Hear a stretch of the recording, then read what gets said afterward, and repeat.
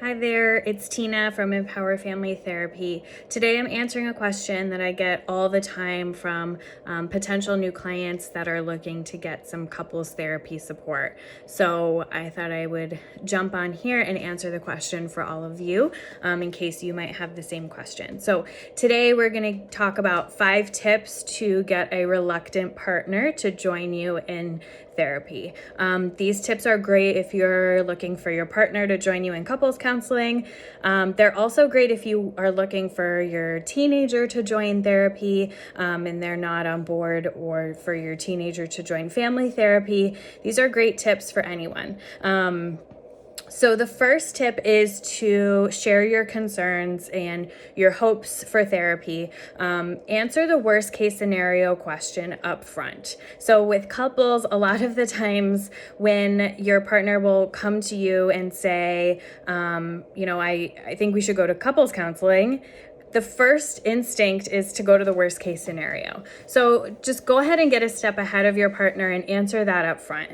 Say, I'm not looking to get a divorce. I just feel like we could use some support in how we communicate.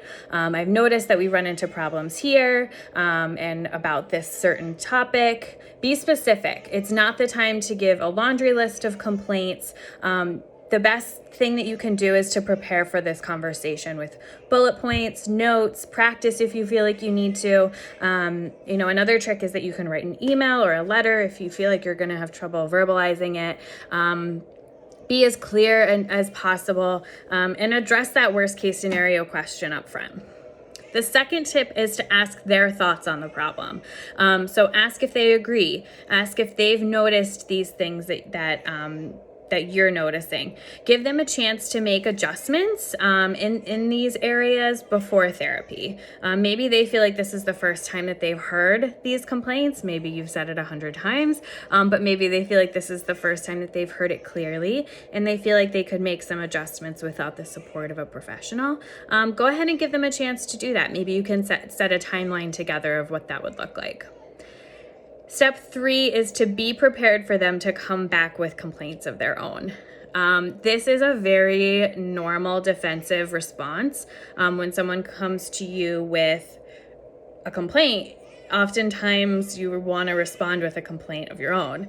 So go ahead and just prepare for this to happen when you introduce it. Try not to fall into the trap of getting in a tit for tat argument about it. And just say, you know what, I'm not saying that I am faultless or blameless in this relationship either. And I hope that you'll bring some of your concerns to therapy so that, I can work on some of those things as well.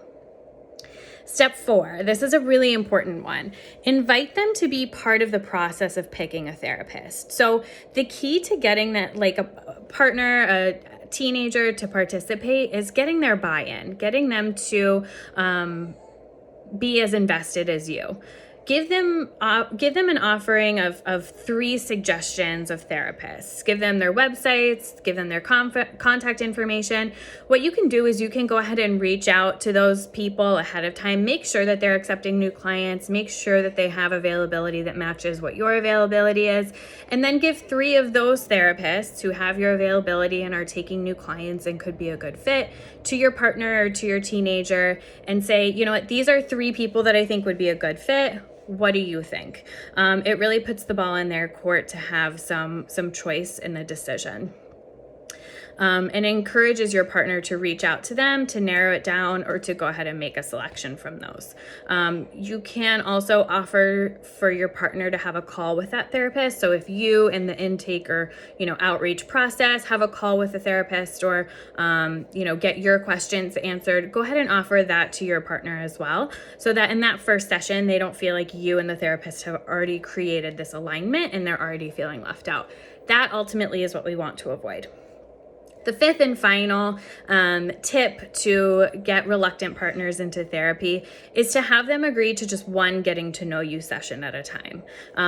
Be clear from the beginning with a therapist that you're exploring the idea of therapy, that you are maybe making a few appointments with some different therapists to decide who's the best fit, and really don't feel pressured to make a commitment to a second session at the end of the first session. you and your partner, before you even start the telehealth first session or in-person first session, go ahead and say, how about at the end of the session, we schedule some time to discuss it, whether, we put the kids to bed early or we schedule to go out to dinner after that session, to really slow down that process of decision and make sure that it's a best fit for both of you. Many times as therapists, we kind of jump in to say, all right, let's schedule next week. But don't feel pressured to do that, because especially after the first session, it's very important that you take your time to think about if it's a good fit going forward. You can also schedule a second getting to know you session, and that's completely okay as well. So there are your 5 tips. Share your concerns up front, ask them their thoughts on the problem, be prepared for them to come back with complaints of their own, invite them to be part of the process of picking the therapist, and then have them agree to 1 or 2 getting to know you sessions, and be sure that you're making that decision of fit together. I hope this helps. If you would like any further information about couples therapy or family therapy, please do reach out at tina@empowerfamilytherapy.com, and we're happy to answer any questions that you have. Thanks so much. Bye.